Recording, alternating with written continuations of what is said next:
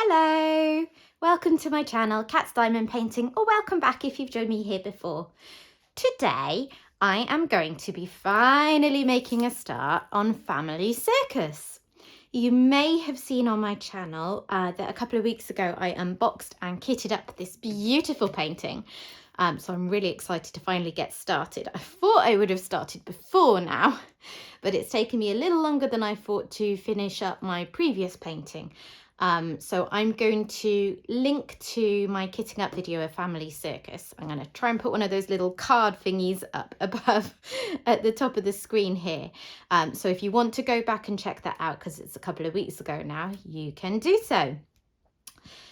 So what I thought would be good today is, because this is a very large painting, it's 93 centimetres by 70 centimetres, and I often see people on diamond painting Facebook groups asking for tips on how to tackle large paintings.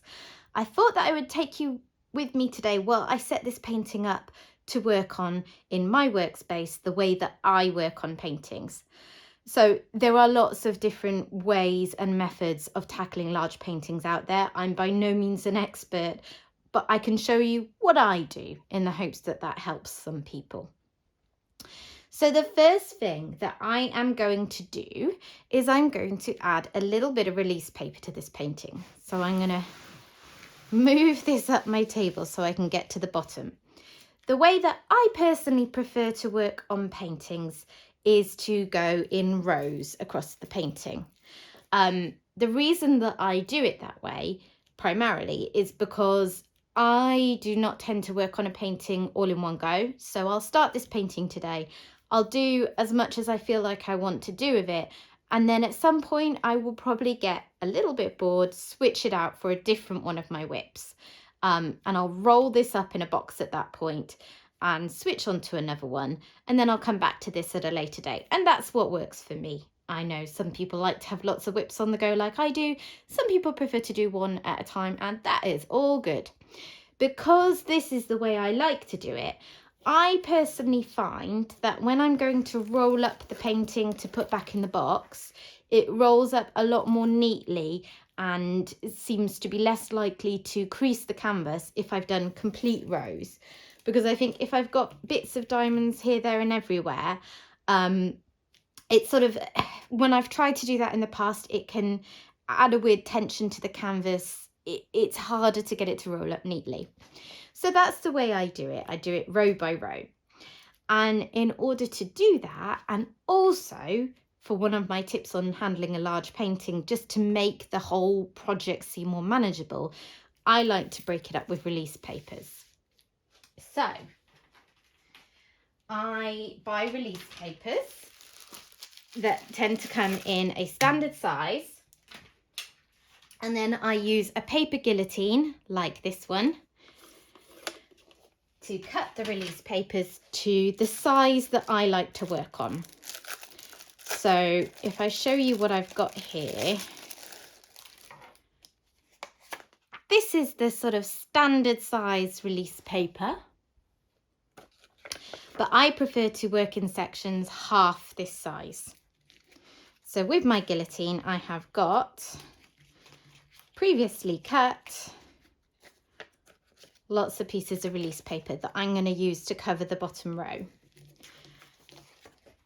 I also like to add a thin strip of release paper just above that, and that will act as a kind of buffer where my plastic cover can come to around here and there's no overlap, so I'm not pushing the plastic cover out of my way as I'm working, and I'm also not leaving sections of the canvas exposed for a long time, because I know that it would actually take quite a long time for the glue to dry out and you don't need to be that careful, but I just prefer to be a bit more fastidious about it. So I'm going to peel back the bottom row, and the first thing I'm going to do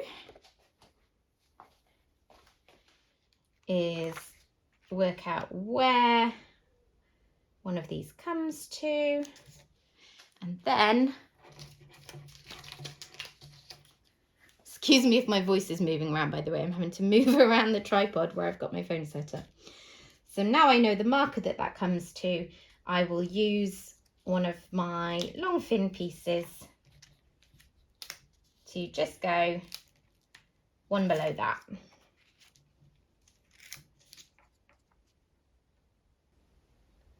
And I'm just taking my time to line that up neatly. There we are. And now I'm going to come across the painting like this.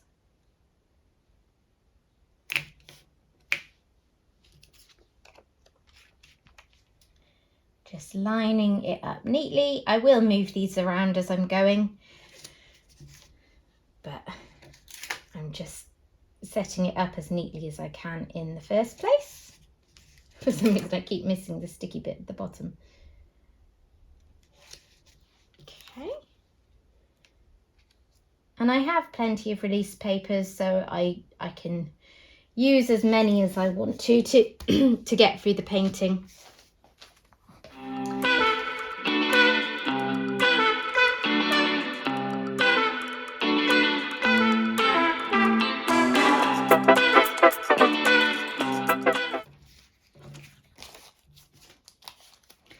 So there is my first row setup to go.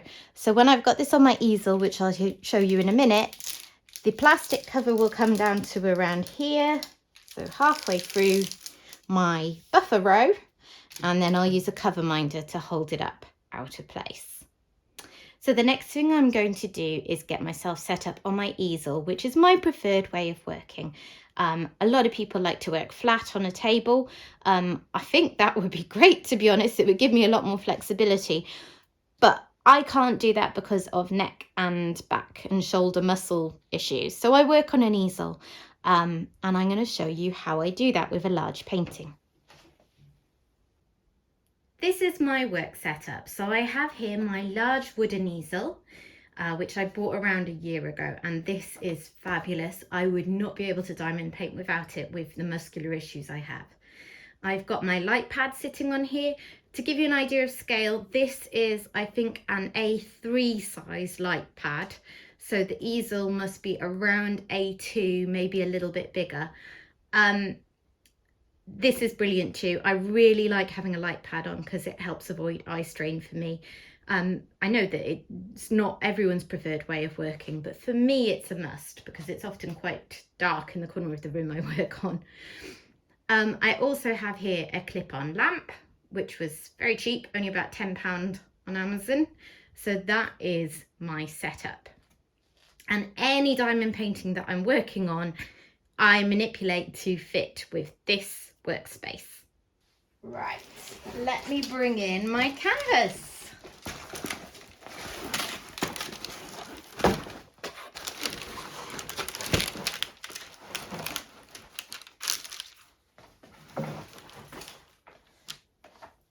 So the back of the canvas is draped over my easel. I'll bring my light pad over to this side and get the bottom row that I will work on first to about the height that I know feels comfortable for me. At this stage, I will bring in my clip. So these are just some heavy duty spring clamps that I found on Amazon. They were marked for DIY or crafting. They're really tough, so they hold it in place really well. And this will go on top in a moment to hold this in place. I also have these little clips here. I think these were marked as quilting clips. They're very, very small, but they're the perfect size for just clipping the painting down to my light pad and holding down any bits that might stick up. These, again, were pretty cheap. I got a huge pack of these, far more than this amount, for just a few pounds on Amazon.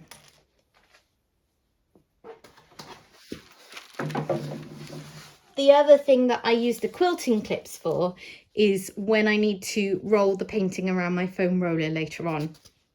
So as I work on the painting and I pull it down, pull it down, pull it down, and I reach a point where I've got more completed painting than will fit on the easel and me work above it, I will take one of these foam rollers. So this one actually came with a painting. I've had a few companies have sent me paintings wrapped around a foam roller. Dreamer Designs is one I've typically used, but there have been others as well. And these are the perfect size for me to just roll the completed portion of the painting around, clip the painting into place with these, and that's how I will handle the excess fabric once I get to that stage. The rest of the painting is just hanging off the back of the easel, and that's not a problem because I'm on quite a large dining room table and there's plenty of space. So let's get this sorted.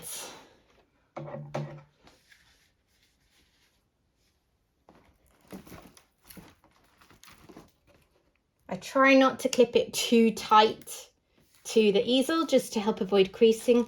However, with these good quality canvases from companies like Diamond Art Club, because they're poured glue and they're on this really nice flexible fabric, they're quite forgiving. It's quite hard to put any creases in them that will cause any significant damage.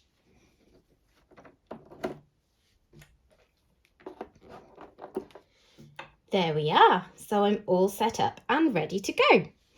And although the painting extends quite a long way back behind the easel, more or less I'm just taking up the space of the easel rather than having the whole table taken up with the painting. So this is what works for me. Right, I'm all set up and ready to go with my first section. So I'm going to first of all put a cover minder on just to hold the plastic sheet out of the way. This is one of the lovely cover minders that came with, actually I think this is the cover minder that came with this kit. I was going to say it was one of the lovely ones that came with a Diamond Art Club kit because they've recently started including cover minders in their toolkits. But this is the one for this kit, I believe. I also have two of my preferred trays. So I have my mini Bella Art Dinner Coal tray here. I like to use the smallest tray that I can manage for the amount of drills I'm going to be working with, just because I'm working up at the edge of the table and it makes it a little easier for me. So I use this if I'm just going to be dealing with a few drills for colour. If I need more drills in my tray to do a section of colour blocking or something like that, I will use my Mooney Made tray.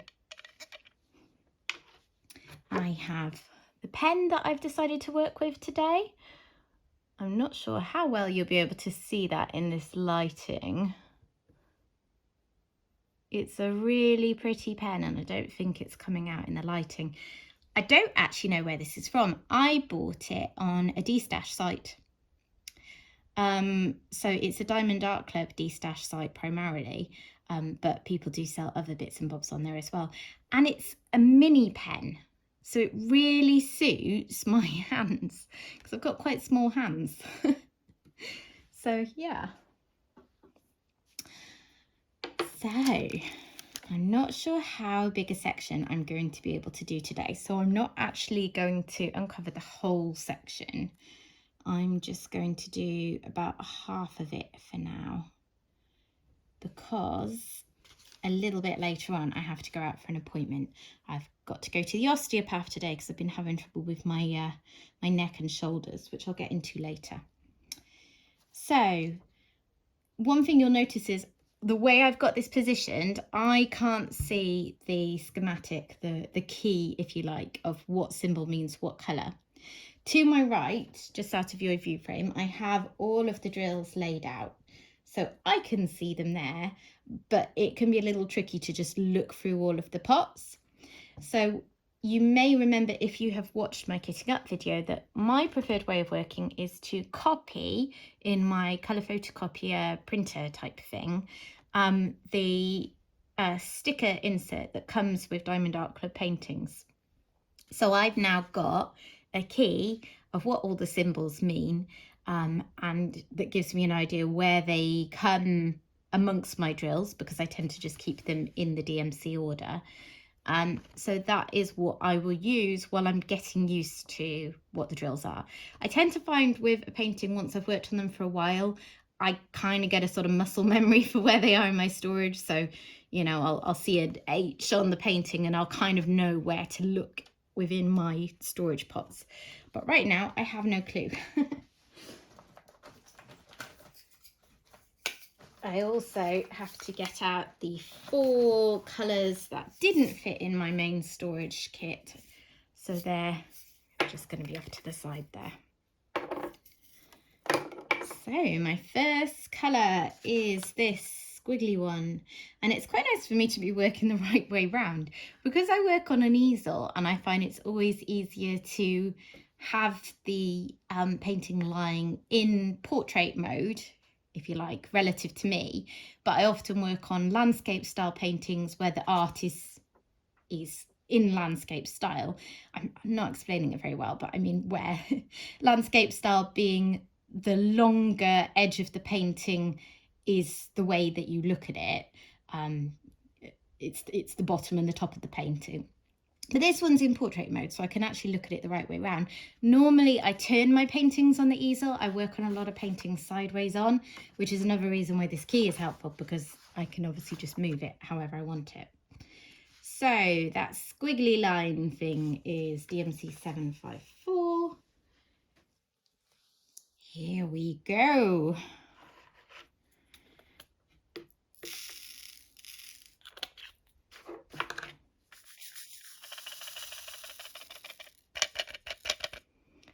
So, as I said, I've got an appointment in a little bit today because I've been having terrible trouble with my neck and shoulders. I always have problems with them, which is why I work on an easel in the first place, because my very first painting ever, I just worked flat on the table, and within a couple of days my neck had seized up and it was quite clearly not going to work for me. So I found ways around it, like the easel and just sitting in a very careful, conscious way. Oh, that one's got a little mark on it, so I'll pick that off. They all went awry anyway. You'll have to bear with me because I am obviously not used to drilling and talking at the same time, so it might take me a little while to get the hang of this. Yeah, so I found ways to manage things. I have to sit in a very conscious way. I have a chair that's got support cushions on it, which has an adjustable height, so I can make sure I'm sitting opposite the painting at a height that suits my neck and shoulders and doesn't make me have to look up too much or look down too much and all the rest of it. Recently, I've been finding that's not enough. And I'm really hoping that it doesn't mean I've done some kind of damage or that it's going to affect my diamond painting going forwards. So I've been going to my osteopath, who I started seeing when I was pregnant, so probably about 9 years ago now. And I had a lot of problems because I'd always had muscle problems. And then when I was pregnant, and of course you're carrying this big weight out front, quite literally, it exacerbated a lot of the problems I had, and I was in a lot of pain. So I went to see him then, and he was great. He got me through my pregnancy, really. I don't know how I would have coped otherwise. So I still go see him when I need to. And recently I've had to go several times because of these neck and shoulder problems. So he does a bit of muscle work to relax the muscles, and then he does what I suppose he would call it, he tries to release the muscles. So I suppose other people might call that a correction, you know, when they kind of pop your joints back into the right position. Because when things get misaligned for me, my muscles really overreact and tense up hugely, and that's a lot of my problem. So the last few times I've been, and my neck has been so sore, and I think last time, for example, it took him about 6 goes to get it to release because it was so tight. So it explains why I've been in pain, at least. And as I said to him, it's sort of, in a way, it's sort of validating. Like, it's frustrating and it's not nice if he has to do a lot to make it release. But it's also validating that I'm not just, I don't know how to say it, that there is really a problem there, you know, that it's not just me not coping with something that another person would be fine with. Because the thing with having chronic pain issues like I have is that I'm sort of like in this weird middle zone, I guess. So I'm very fortunate that it's not worse, that I would still be able to consider myself able-bodied, and as long as I'm very careful in my day-to-day life about how I manage things, so things like the adjustments that I've made to diamond painting and avoiding things that I know are stresses for my body, like, you know, watching something or talking to someone with my neck turned the whole time. I know to avoid these things. So as long as I'm very conscious and deliberate in my daily life, then most of the time I'm okay. And just occasionally I have to go to the osteopath for a tune-up, as I always call it, like I'm a car. So I'm lucky that it's not worse. And let me make that clear. I'm in no way trying to not acknowledge the fact that I'm lucky that it isn't worse. Sorry, I'm doing a horrible job of explaining that. But the point I was trying to make was, at the moment, I have no diagnosis for why I'm like this. I have been seeing doctors about it, and I'm actually waiting for a referral to rheumatology at the moment, to see if there's some sort of underlying condition that would explain why I'm just so prone to my muscles tightening up. Because that's what it is for me, really. It's just, compared to most people, it takes very little stress on my muscles in certain parts of my body for them to go into a kind of spasm, I suppose. And that's when the pain comes in. And the problem that I have with it, that I was trying to explain, is whilst I'm very glad that it's not worse, and I don't want to have some horrible diagnosis, there's a part of me that feels, I suppose, a bit like a fraud if I'm talking about it to other people and they're seeing how it affects me, and I'm maybe, you know, commenting on the pain. I suppose I feel a bit like people might think I'm making a fuss about nothing because I don't have an official diagnosis. It's, yeah, like I said at the start of this ramble, it's like I'm stuck in this in-between zone of, I know there's a real problem, I know it affects me quite a significant amount. You know, there's things that I miss out on in my life, like I can't sit on the sofa comfortably to watch a film with my husband, constantly having to think about it, to be very conscious, having to take support pillows and cushions places with me, all these things. And I suppose, well, it's hard not to worry about what people think of you, isn't it? I just wonder if people think I'm making a fuss about nothing sometimes, because they'll say, what's wrong with you? And all I can say is, well, I have dodgy muscles that tend to tighten up a lot. So maybe one day I'll get to the bottom of it and have a diagnosis. I don't know. But the point was, I suppose, when I go to the osteopath and it's hard for him to get things back into the place they should be, to click things back into place and to release things, it at least validates the pain I've been having. It says, yeah, I really did have my muscles properly stuck there, and it wasn't just me not coping with the pain and all that kind of thing. I don't know. I just hope that I can keep things comfortable enough that it doesn't affect my hobby, because since I discovered diamond painting, it's just been such a wonderful, enjoyable hobby for me. And I do it basically every day. I say basically, I do it every day. And I find it really, really relaxing. So I would be, I've got to be honest, quite devastated if I couldn't do it anymore. I used to do counted cross stitch. So years and years ago, when I was 16, 17, I worked in a craft shop as a Saturday job. And I used to do counted cross stitch, and I did that for years. I used to love it. I'd do quite big involved ones like the Dimensions Gold collection. They take me months to do.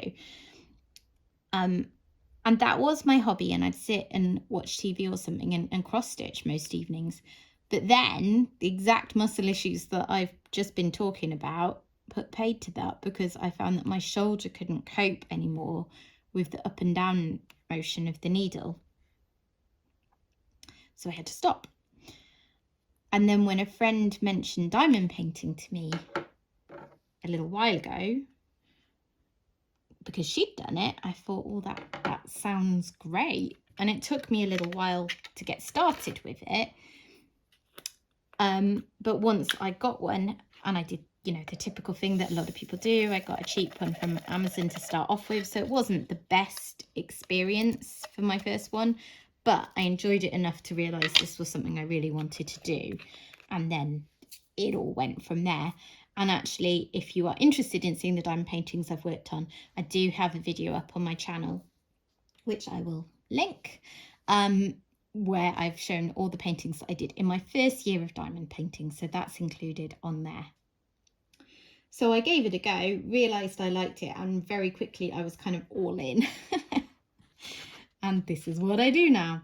Right, I'm looking for that chevron type thing on my key, and I can't see it for looking, which is what happens when I'm just starting out with the kit and I'm not familiar with it yet.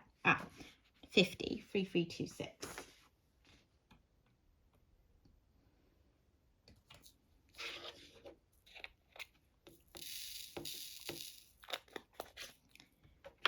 There's no particular rhyme or reason to how I choose what colour to work on next in a section.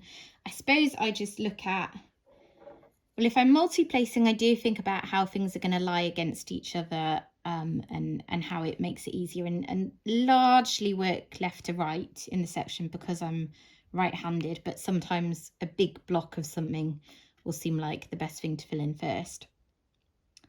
But I also just go with what stands out most to my eye. I find if I scan over it, there'll be one symbol that kind of jumps out, and then that's going to be the easiest one to work with because I can spot it easiest. These drills are lovely so far. I've had a couple of minor blemishes where I've had to put them in my trash drill pot, like little holes in them. But these are really nice. And they're fitting very neatly together.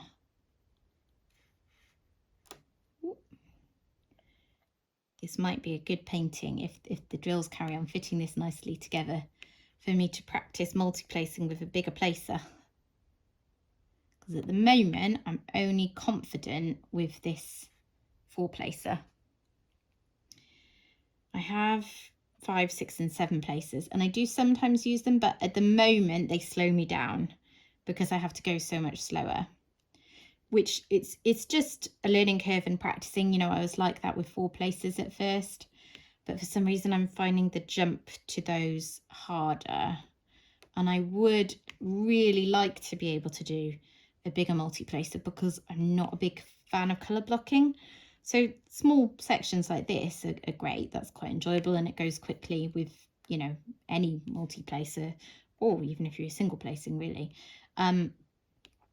But there's a lot of paintings where I really enjoyed the artwork and I would love to do it, but it's got a really big colour blocking section and I just couldn't cope with it. I know I would get so bored.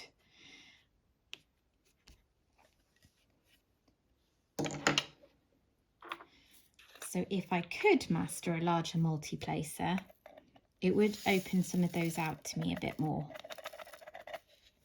Oh, I have to say, I love this Munimade tray. It's brilliant for lining the drills up and working from. I can't quite get the hang of tipping the drills out into the pot without spilling them yet. Which might just be me not being very neat. The larger Munimade trays have deeper sides and they're wonderful for it. And the smaller ones are a brilliant sized tray for me, but I find it a little bit harder just lining up.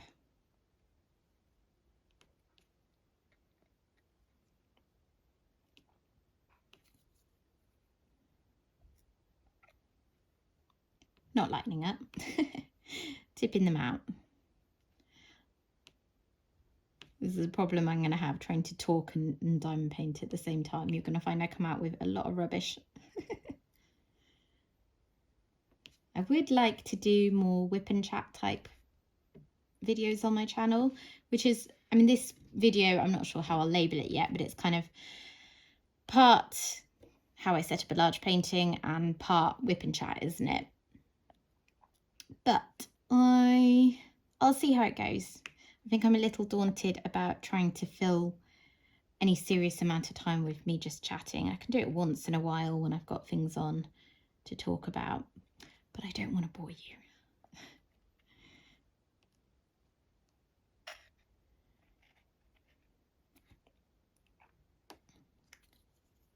So we are off away this weekend. I have mentioned it in a couple of previous videos. Starting to really look forward to it. So we're going to this place called Centre Parks, and UK and European people who might be watching this are probably familiar with Centre Parks. I know that a lot of my viewers come from the US, and I don't know if Centre Parks is something that you will have come across, because I'm fairly sure it's a European thing. So Centre Parks is a sort of active holiday, quite geared towards kids, but actually there's activities and fun things for everyone there. So you go, you pay for a lodge that will sleep X number of people. So you don't pay per person, you pay per lodge. And then once you're there, you can swim without any further cost. So they all have really large swimming complexes, and they'll have a big indoor pool, they'll have a lazy river, they'll have slides, they'll have an outdoor pool. They all vary a little bit as well. The one that we're going to this time is actually one my son hasn't been to before, which is why he picked this one, because the holiday was originally supposed to be for his 7th birthday from my in-laws, his grandparents. So they have very kindly paid for this holiday because Centre Parks is quite pricey, and it's not something that we would be able to do by ourselves. So he's now 8.5. That's how many times it's been delayed and pushed back because of the pandemic. There have been times when we could have gone, but because of restrictions that they had on things like how many people could go in the pool, how many people could do this activity or that activity, it didn't feel worth it because of what my son enjoys about Centre Parks, which is the freedom to just say, I want to go swimming now, let's go swimming, or I want to book a tennis court now, let's do that.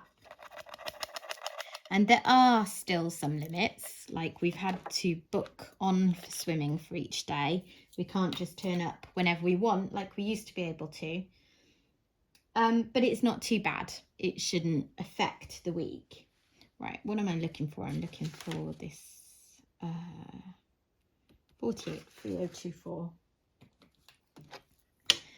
So it should be really fun. So we've got a swimming session booked for every day, and you can go for up to 3 hours, and he will probably make use of most of those 3 hours, knowing him. And then, there's all sorts of things. We've got quite a lot of things booked already. So like little and large football or soccer, whatever you want to call it. So he'll do that with my husband. We've got a tennis court booked. We've got 10-pin bowling booked. We've got pool tables booked because he's really into pool at the moment. Well, he's really into snooker, but unless we're somewhere like my in-laws' house where they have a small table that you can use for it, he's far too small for a full-size snooker table. He's got an owl experience with my in-laws, so he's going to meet some owls. He's got foot golf, which is a brilliant activity that we discovered last year, I think. So basically, you play golf by kicking a football around a pitch. So it combines two of his favourite sports, which is pretty good. It's getting really dark in here. I think I need to adjust the lighting. Okay, that should be a little better. So yes, lots of fun activities booked. We've got a meal out. We're going to have a barbecue. So it should be a really fun, relaxing weekend. Well, not really relaxing because it's going to be really busy, but fun.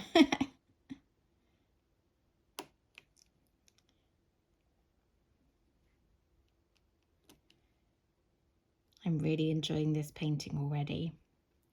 It's nice actually the way it's got these big sections of not really huge amounts of colour blocking, but there's not really confetti in this area, as I would term it anyway. To me, this is quite colour blocking-y. It's going to mean that these edges go quite quickly. All the better for getting to the fun little birds in the middle.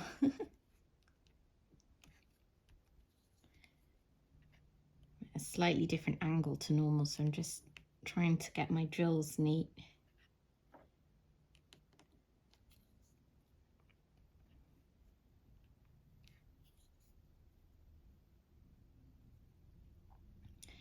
It's making a nice change already, because the one I've been working on the past few days is, gosh, one of my favourite pieces of artwork that I've done so far, but also the most confetti heavy painting I have tackled yet. And I always like to just explain what I mean in case you're not familiar with the terms. People, when they say confetti in relation to diamond painting, mean a lot of colour changes within a small space on the painting. So to cover the same area as I'm doing here, rather than having blocks where I can multi-place a certain colour, you're just constantly changing colours, or you might have one colour and there's a lot of it, but it's dotted all around. So I'm working on the Old Waterway Cottage, which is a painting originally by Dominic Davison, and Dreamer Designs have made the diamond painting. And it's so beautiful, but it's really slow going because of all the confetti. So if you remember what I was saying about my system of doing one row of a painting at a time by the shorter end of it, so that I can then roll it up and put it back in the box. So I've done 2 rows like that. And there's probably going to be, I don't know, maybe 10 rows in total. So I've done maybe about a fifth of it. And it is very slow to work on. Beautiful, but slow. So compared to that, this, it's a really nice change of scene. And to be honest, that's exactly why I do what I do with having multiple WIPs on the go. Because if I just carried on working on that painting with all the confetti, I would quite likely reach a point where I got bored. And I didn't want to be working on that painting anymore. And then I worry about burning out of diamond painting if I force myself to keep working on a particular painting. And I don't worry about putting a painting down and not coming back to it, because I mean, that just doesn't happen for me.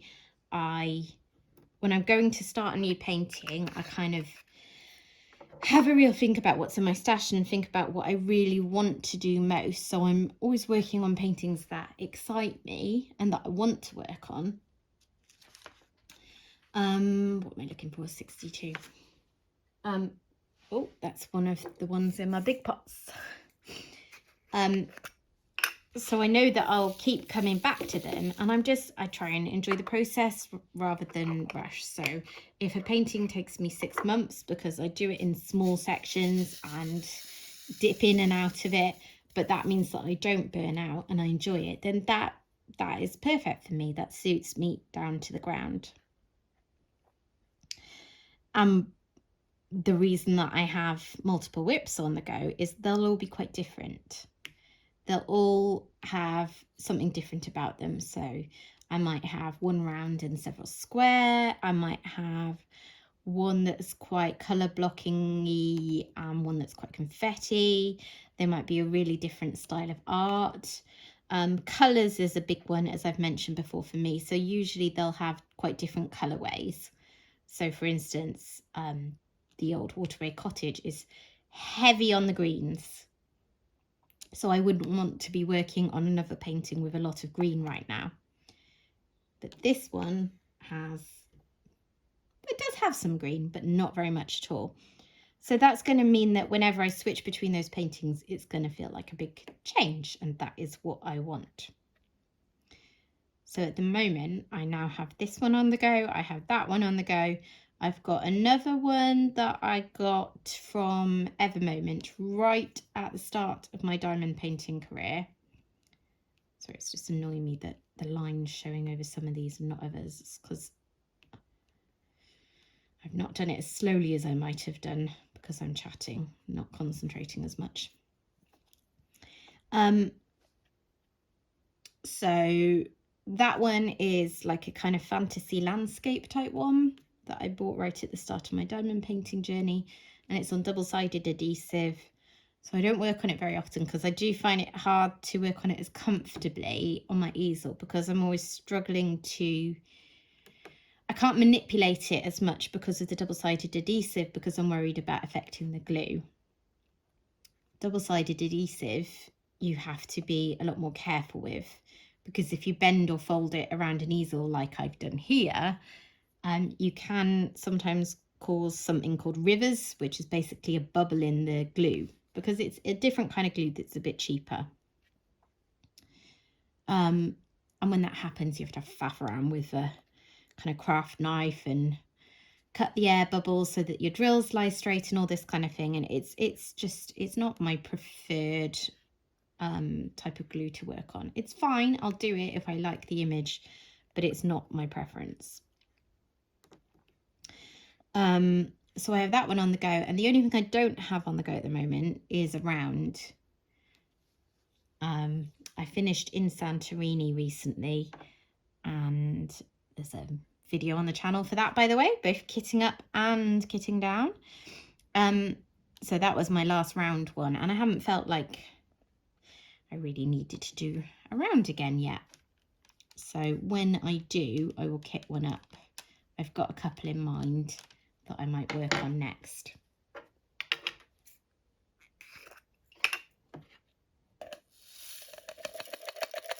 I wonder if Diamond Art Club's going to bring out many more pieces of art by this artist, Richard Lorenz, that made Family Circus, because the two they've brought out so far have been intensely popular. So Family Circus, when it came out, sold out, well, in well less than an hour. And they brought out one recently as part of their 4th anniversary extravaganza, where they brought out lots of paintings, called Next to You. And that one sold out, I think, even quicker. So he seems to be one of the most popular artists on their site at the moment. So I bet they'll bring out more, and I'm excited to see what. Although I am at the moment trying not to buy paintings because I have a decent size stash to be getting on with. It's not huge.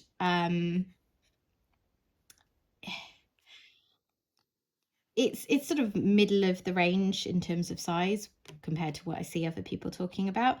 And I'm happy with that because I like having lots of choice, because I bought paintings when they were on good offers, when I could save a bit of money, because prices are going up everywhere, particularly if you are trying to buy internationally, like I am if I buy from Diamond Art Club or Dreamer Designs or various other companies I like to buy from. Oh, that was so much fun. I'm going to do another little section. So I'm happy to have a good amount on hand so that if circumstances change, like if prices go up even more, or quite likely just if I can't afford to buy as many because, you know, all of the reasons I've just gone into really, then I have plenty. I'm not going to run out anytime soon. So that makes me happy as someone who really enjoys the craft and wants to keep doing it.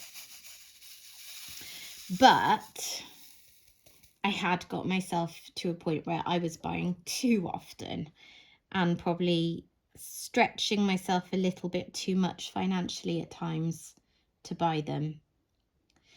And I have to say, I am an absolute sucker for, FOMO, fear of missing out. And I think a lot of the companies are, and this isn't a criticism because it's a marketing technique that lots of companies in lots of lines of business employ. But some of the diamond painting companies recently have brought out so many paintings. They might often be limited edition, or that if it sells out, it's going to take ages and ages to restock. And sometimes if you like the painting and you could manage to buy it, even if you maybe shouldn't be spending the money, well, I find it quite hard to resist. I know a lot of people have a lot more willpower than me. And if you can't relate to what I'm saying, then genuinely good for you. I wish that I had your restraint. But yeah, at the moment, I've got myself locked into a no-buy because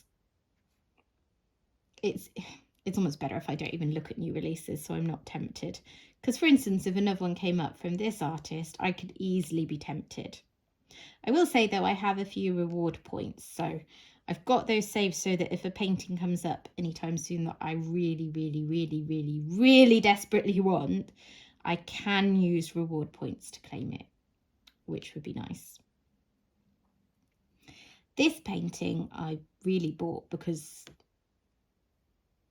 of that FOMO, it was clearly going to sell out, and I just thought, I don't want to wait for it to restock.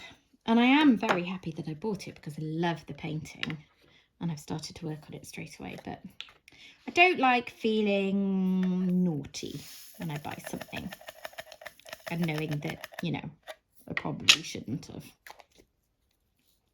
So we're trying to move away from that. Oh,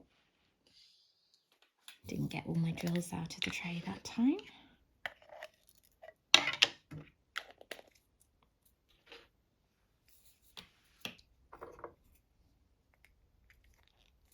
Oh, I've done that pot up too tight. If you're wondering, by the way, these large pots, I don't know if you've seen them before, to be wondering, because I'm not sure how well I'm doing a good job of holding things into the camera frame. Bear with me, I'm sorry, by the way, if this angle and lighting and everything is rubbish. I will probably still put it up regardless, but I'm learning from each video that I make how to improve things with my setup. And it's it's the only way I can learn really, is to film things, and then as long as they're not absolutely unwatchable, put them up, see how they do, learn from what works and what doesn't work. So yes, if you had seen those pots and you were wondering, I bought those on AliExpress. And they're great. They cost me about £8, I think, for a pack of 10. And I like them so much I went back and bought another pack, because when I'm kitting up, the two things I use are Elizabeth Ward style storage that you'll have seen in videos like the In Santorini videos or Island Time that I did quite recently. And pots. So a zip case with 60 little pots in it. And you'll see that in the family Circus kitting up video. And I also explain in that I like to only have one layer of pots at a time. So I only use one Elizabeth Ward style container or one layer of my round pot storage. And the reason for that is that I have the pots on a chair to the side of me while I'm working, and that's how they fit, and I don't want to have to keep moving things around. So because a lot of the paintings, particularly the ones that I buy, because I go for really detailed pieces, and therefore they often have a lot of colours, because that's often more than will fit in one layer of one of my storage containers. These pots are brilliant for just kind of supplementing that. So with this painting, I identified the 4 colours with the most drills and put them in these pots. I tuck them into the top of the storage case when I'm not working on the painting, so they still stay with it. And it just means that I can have it kitted up how I prefer to. So yeah, highly recommend if you like to work in a similar way to me.